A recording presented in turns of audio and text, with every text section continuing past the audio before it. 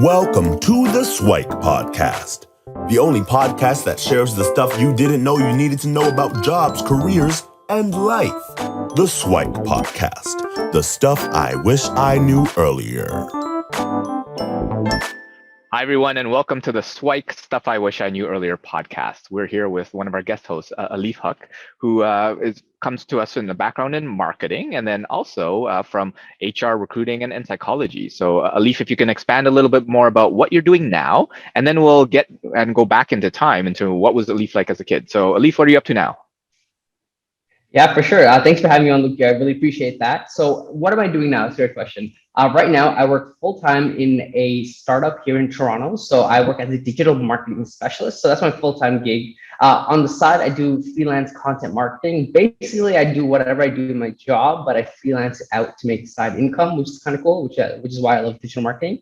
And, on the side, I like to do dance and just hang out with friends and things of that nature. So that's kind of what I'm doing right now. That's amazing. And if you can go back in time and talk to us a little bit about what was Alif like as a kid? What were you like growing up? What was kind of the earliest fond memories, or what was like in the life of Alif? Right. Okay. So I'll take you back to high school, and essentially grade 9 and 10. I was like that socially awkward person who didn't really know how to talk to people. Okay. And I remember there was a day where one day I would always go home for lunch because I was too socially awkward to talk to anyone. And while I was walking home for lunch, my friend was walking in front of me. He's walking the same direction. It was a friend of mine, and I was worried that my friend would like turn around to like talk to me. And I was the whole time during the walk, I'm like, God, please don't turn around, because if you turn around, that means I'll have to talk to you. And that just gives me like too much anxiety, and I don't know how to hold a conversation. And yeah, if I can summarize that up, I was pretty much like that awkward, shy person who just didn't feel like I can connect with a lot of people and lack social skills. At school, I was like more of like a C type of person, not like a or a B. In fact, I remember there were days where I would like envy people who would get A's and B's. And I was like, how come they can do it, but I can't? And I was always really hard on myself. But grade 9 and 10, I was like that. But something weird happened between grade 11 and 12. I moved schools, and then it was like my mind just like did a 180. It was the weirdest thing ever. I, for some reason, became like, I was so sick of being antisocial. Like I hated myself for that, to the point where I was like, you know what? I'm gonna force myself to talk to random people. Like literally just force. And I remember there were times, again, like when walking home from lunch, my friend this time walking in front of me, I would actually go up to him and I'm like, oh God, here I go. I'd walk up to him and be like, hi, how are you? And then I kid you not, it would be like awkward silence for about like the whole walk. And I was like thinking about what to say. I think my friend once said like, oh, they cut the grass today. And I'm like, wow, it got so dry to the point we were talking about grass growing. Like, what the hell? But yeah, I was sick of just being socially awkward. So I decided to challenge myself and start talking to people more. And I guess that helped me when I went to grade 11 and 12, because I had that mindset switch where I became actually the most popular person in high school. Like everyone sort of knew me. I'd walk around and people be like, hey, Alif, hey, Alif. I'm like, hey, what's up? And I became like pretty well liked and well known throughout my school. And it was all because back in grade 9 or 10, I forced myself to talk to that one friend walking home from school, even though it was awkward, even though it was cringy and everything. But I realized by the time I graduated grade 12, that one incident alone really shaped me to have the friends I do today, the confidence I have today, and all that. From there, went to university. I'm sure we can go into that later on. But yeah, graduated university. It's been a couple of years, and now I work full time. Yeah, I'd love to go back in time and at that moment. So you're shy, awkward, kind of socially awkward is what you call yourself. And what I guess goes in your head to say, I have to talk to this person, right? So how does that tipping point moment, or like, was there a build up to it, or was it just an automatic, screw it, let me do it? What's going on in your head at that time? Yeah, that's a great question. So I feel like to me at that point, I was in so much pain and like hate against it was just so unbearable to the point where I was like, I literally can't go on like this. I just have to do it. Like, who cares? Just do it. And, you know what I mean? It wasn't like I wanted to go talk to them. It wasn't like that. It was just like I had to, because it was just so much built up in me. And because of that, I started like slowly approaching friends. And it's not even like, in high school, like, oh, the hot girl and the popular girl. It's not even like that. It was just like my male friends, like normal guys, just talking to them. It was like that. And it just boiled up in me to the point where I just couldn't stand it anymore. And it just put me in the state of like, I just have to do it. I don't care anymore. And I just started talking to people. Yeah. I think that parallels my own story where, well, you're a little ahead of me because I did that kind of in third year university, but I was in kind of a state of, I wouldn't say, I don't know if I'd call it pain, but more of like, this seems quite pathetic in terms of the life that you're living right now. And then I kind of said, you know what, I'm going to talk to this person beside me. And same sort of thing. It was kind of awkward. I think, well, it was a female, and she kind of like quickly picked up her stuff and ran away, that sort of thing. Oh, no. It was one of those things. So I got to go to class type of thing, right? But yeah, you learn and you grow and get better. So I love for you to walk us through kind of a little bit of that mindset. So you have that first conversation, right? And then what happens, right? Is it all like rainbows and unicorns afterwards and it's all amazing? Or it's like, whoa, what just happened? So walk us through that kind of like increase to becoming kind of the most popular kid in school. Yeah, how that happened. Yeah. So a couple things happened. So first, when I started talking to people more, I realized it actually wasn't that bad. And you know what's weird? I realized people were also worried about talking to me too. Like, meaning like they were also socially kind of like, worried about themselves. So I talked to them, like, I realized, oh my God, everyone's going through this. It's actually not that bad. Why am I so hard on myself? So naturally going into more conversations, it felt more easier and everything. And like, I don't know how it's going to sound, but I started like talking more to guys, like just casual guys, right? And I was like, okay, I think I can hold the conversation now. How do I elevate this? And I remember one part of my social skills, which I felt really anxious about, was talking to girls. Like I didn't know how to talk to girls. Like it felt like a whole different species in a way. So I started making friends, and I was like, you know what? How about we just try to talk to girls in the library? Yeah, okay, sure. And I would do the awkward, cringiest thing. I would go on Google best pickup lines to use on a girl. No. Stuff. And I was like, okay, this must work, right? Okay, so I took those pickup lines and I would go to the library and I'm like, okay, master my social skills. Let's go. And I remember this one Asian girl, we were in the library, we can't even talk in the library, so I was whispering the whole time. And I just like, hey, I said something and I went on this whole boring story and she looked so tired of me. It was so awkward. But then I slowly started realizing as I talked to more girls, it's like, hey, why am I doing these pickup lines? Like, it's just a normal conversation. Like, they just want to have fun. I want to have fun. Like, why am I so serious about this? Then I stopped thinking about like picking up girls, but instead I saw it as just making friends, like genuine friends. And that's what it is. And it's funny because then I started like getting girls to like me and everything, which was the weird opposite of what I was trying to do in a weird universal law type of way. And through that, slowly I started building those social skills to the point where once I moved schools between grade 11 and 12, when I became popular, I realized like I really enjoy people. Like I love people, getting to know their stories. And like when I see someone, I'm like, oh my God, you have so many interesting layers to you. Let me just understand you and what you are. And oftentimes I approach everything from like a place of just empathy and curiosity. And I stopped thinking about, oh, what is the next line I should say so that it doesn't become an awkward silence. Instead, I was like, man, you're pretty interesting. Let me talk to you. And exactly.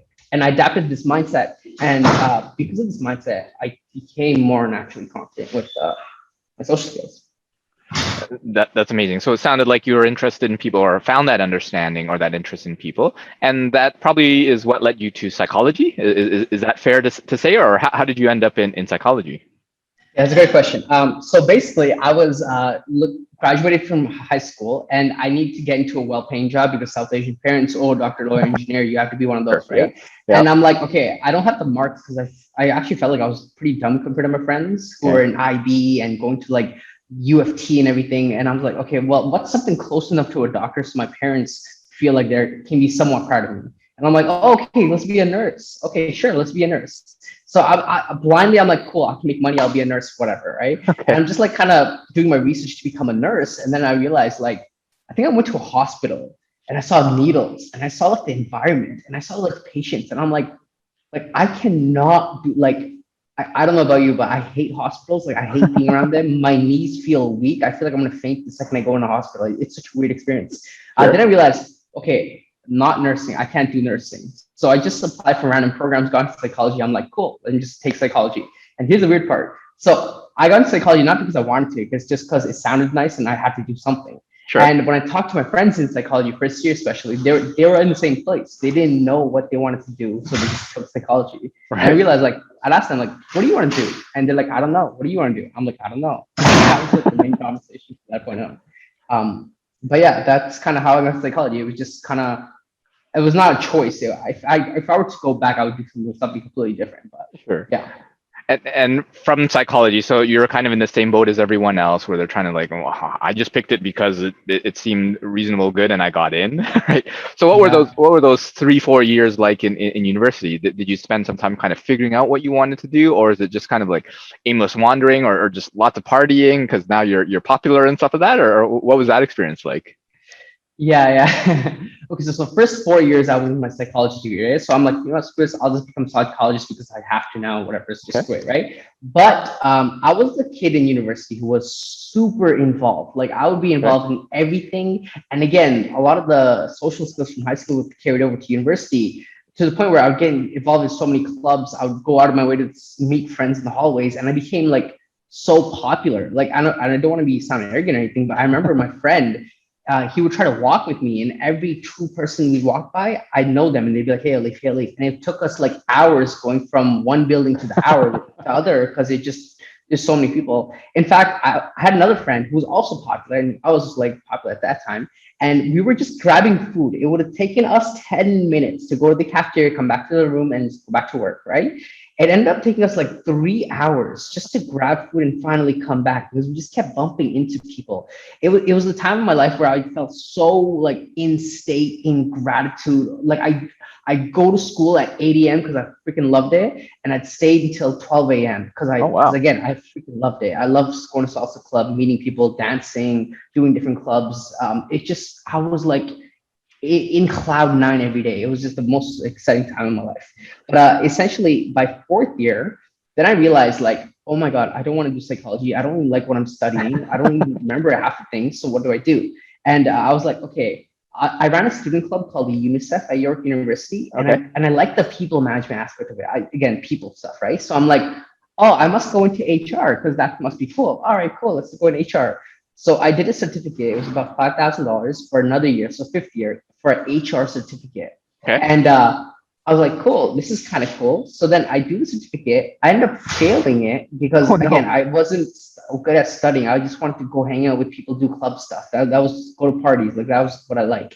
But I actually ended up getting a job in HR because the social skills I learned from high school and university helped me with the LinkedIn DMs, going on phone calls with strangers, networking to the point where I got a job easy compared to my friends who still got the certificate but were struggling to get a job. Right. So that helped me in my favor.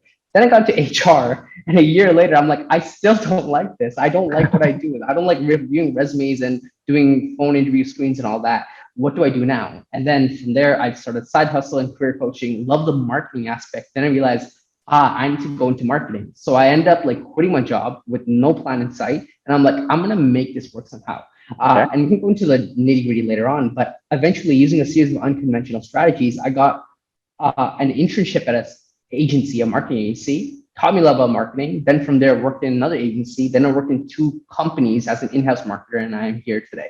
So it's never like a parallel, I find. When I look back on my career, it's always like a down, up, down, up, down, like just like a freaking crazy roller coaster.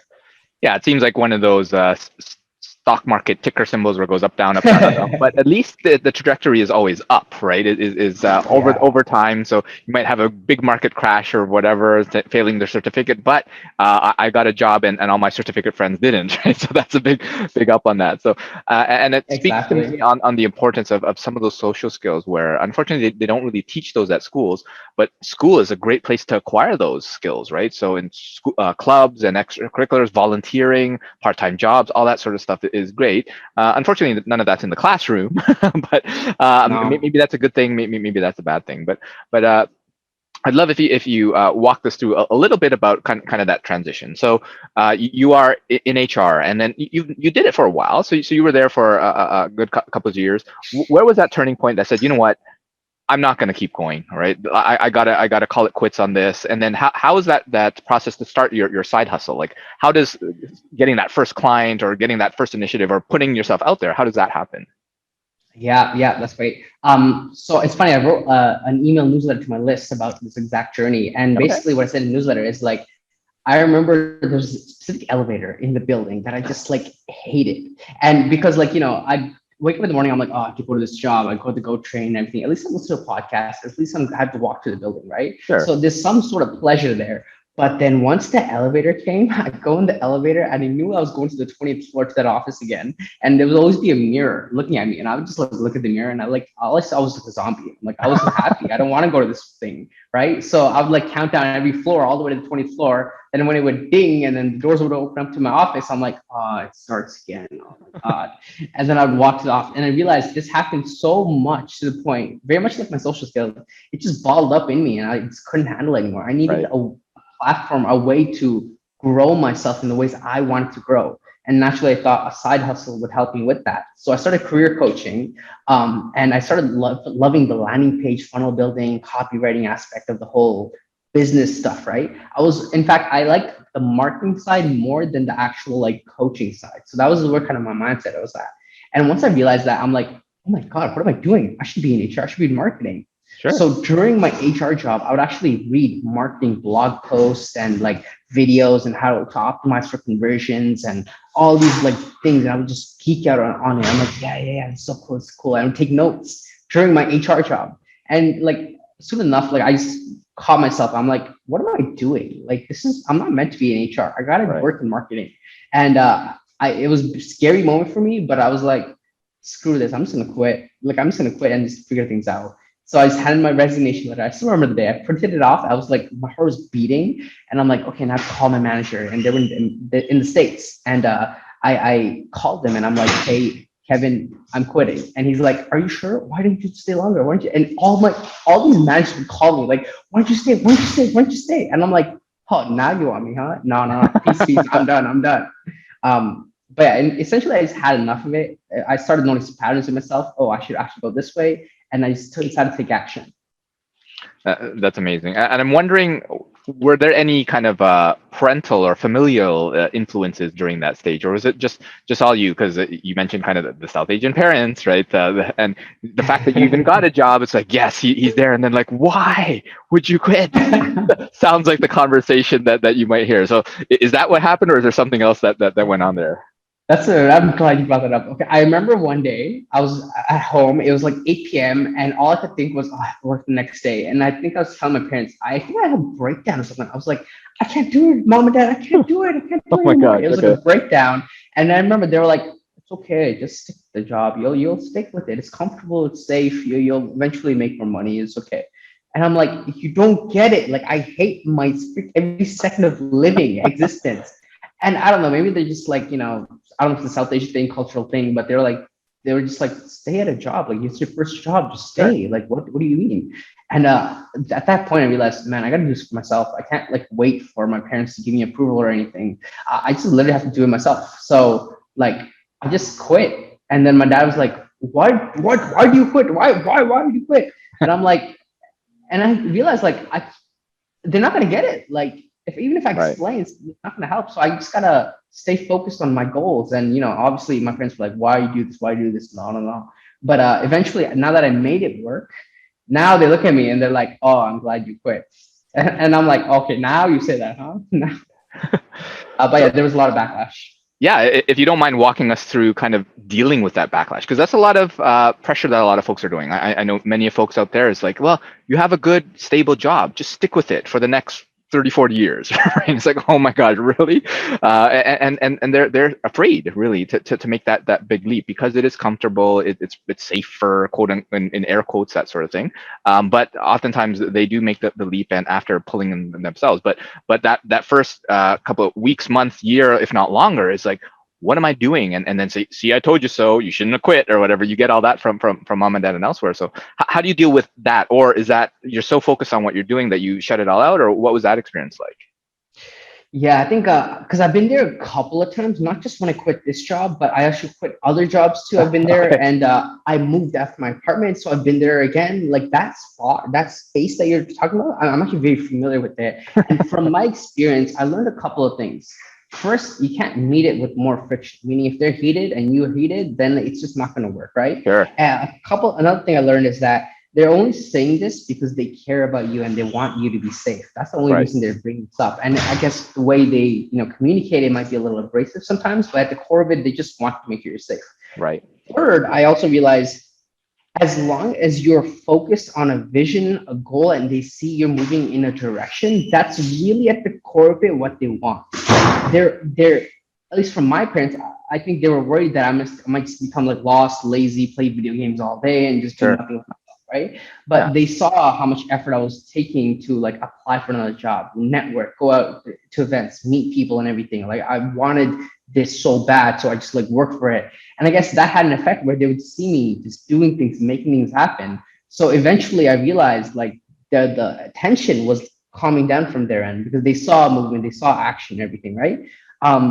But yeah, those are the biggest three things I learned being in that space that you described a couple of times. For example, even when I moved out, I remember buying a car with my dad for the first time. It was like hell. It was like, why do you do this? Make sure your car, and I was just way too much, right? I eventually got a car, but I was like, I never want to go through that again. That was way too much.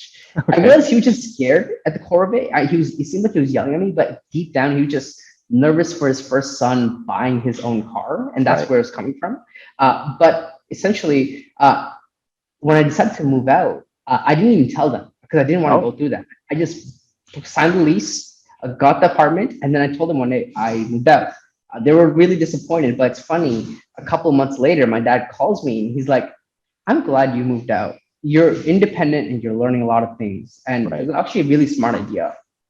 And I was like, wait, so you're saying this now, but back then you would have yelled at me. So like, do you even know what you want? Like it put me in this place of like, as long as you are vision focused, you're moving and you're not being like a dum-dum with all your time and money, that's what they really wanted to end.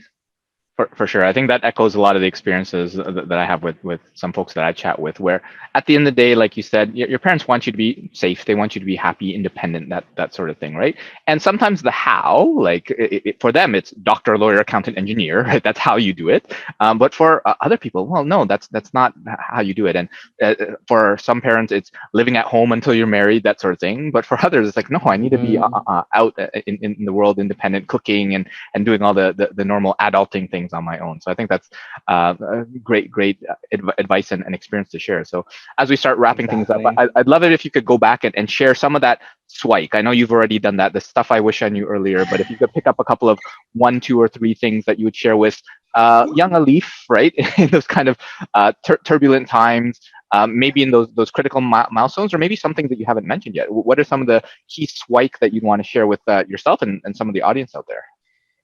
Yeah, for sure. So if I were to tell my younger self some advice that I would give again to my younger self, first is I would tell myself everyone is flawed and in pain in some way of their own, and no one is above you or below you. Everyone's suffering through something. Okay. And what that will do is help you to humanize others so you don't feel intimidated when reaching out to like a recruiter or a senior marketing professional on LinkedIn or something, right? Right. Once I realized this, like everyone's already actually messed up in their own way, even I messed up. It Sure. just humanized everything. All the stress just kind of came down from my shoulder, and talking to people was much easier. Reaching out to people was much easier. Asking for help was much easier. So that's one. Number two, I feel, this is my opinion, one of the most important skills you can learn in life are just general social skills, meaning how do you hold a conversation, how do you build rapport, and how do you make someone feel good after you have a conversation with them. So always developing and learning social skills, that's probably one of the most important things. And I think if there's one thing that at least helped me to be like successful with and to where I am today, it's always been being curious and executing on the curiosity. Right. So, I was curious about marketing, decided to quit my job, do that. I was curious about moving, decided to move out and just do that. I was curious about building a side business and freelancing and reaching out to B2B clients. So I decided to do that, right? So curiosity will generally get you, at least got me really far. Yeah, I think all those are amazing ones, and what speaks to me on that is that curiosity. It's just that until you turn it into action, right? So I think that execution and actually exploring that, turning that curiosity into an interest into excitement, and excitement to potentially a passion or purpose or whatever that is. And on the social skills, yeah, I couldn't agree with you more. Even if you're kind of one of those technical folks like me, who are like us, who are socially awkward, that sort of thing, you can learn it. It is something that you can develop and get through. You don't have to be the world's greatest or the most popular kid in high school or university or whatever, but oftentimes just being good enough. And I find that empathy is one of those core basis of social skills, where if you can put yourself in other people's shoes, what are they feeling and what's important to them, that can be an important way to gain those social skills. And the flaws and pain, you're right, everyone's going through something. I'm going through stuff as well, and it had different problems for different folks, right? So as long as you know that everybody's going through it, nobody's perfect, right? Their perfection is an illusion, really. I think all of those things are great pieces of advice. And yeah, I'd love to have you back to do a deeper dive on things like recruiting or marketing, or even some of this mindset stuff would be help, and even on the social skills. But before we get you back on, where can folks reach out if they want to connect with you, or if they want to learn a little bit more, and maybe what are a couple of projects that are upcoming that we might look forward to hearing about? Yeah, for sure. If you want to get in touch with me, I have a YouTube channel where I share like a lot of career mindset and marketing tips. So Alif Huq, ALIF space HUQ. You can connect with me on LinkedIn. So Alif Huq, and Instagram is more my personal thing, but I'm happy to have you follow me. That is ALIF iOS. In terms of what I'm working on next, I'm going to build up my YouTube channel more, sharing more content, and on top of that, just continuing my freelancing and seeing how that goes. That's amazing. So yeah, thanks a lot, Alif, for sharing that information. We'll obviously link all that in the show notes. But thanks for joining us, and hopefully we'll have you back for a future episode. Of course. Thanks for having me, Luki. I had a lot of fun doing this. Thanks, Alif. Take care. Yeah. Bye. Thanks for joining us on the SIWIKE Stuff I Wish I Knew Earlier, the podcast.